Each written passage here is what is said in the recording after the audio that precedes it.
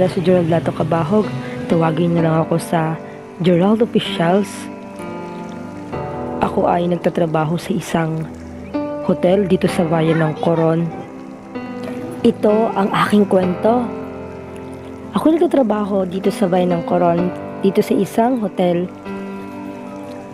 Ako'y magsasampung buwan na. At ako'y isang baklushi. Kung baga, isang bakla. Alam niyo ba,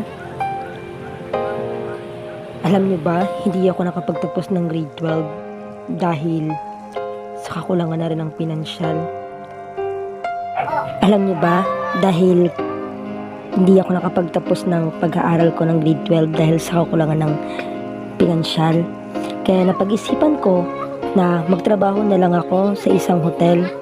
At awa ng Diyos, natanggap ako that time na yon.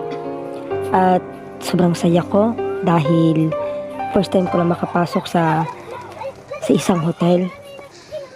At ayon, laking pasalamat ko dahil may mga taong patuloy na minamahal ako.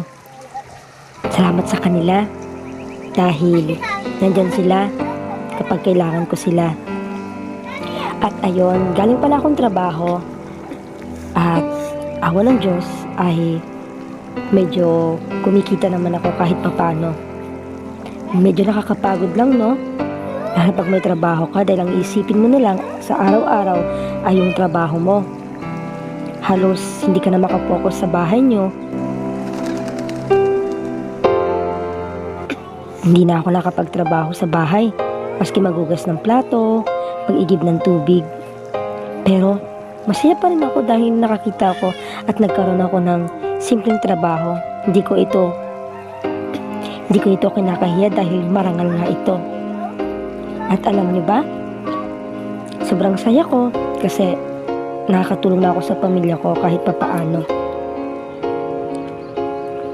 Alam niyo, sobrang nakakapagod magbuhay sa mundo, pero kailangan nating lumaban sa buhay natin kahit alam nating mahirap.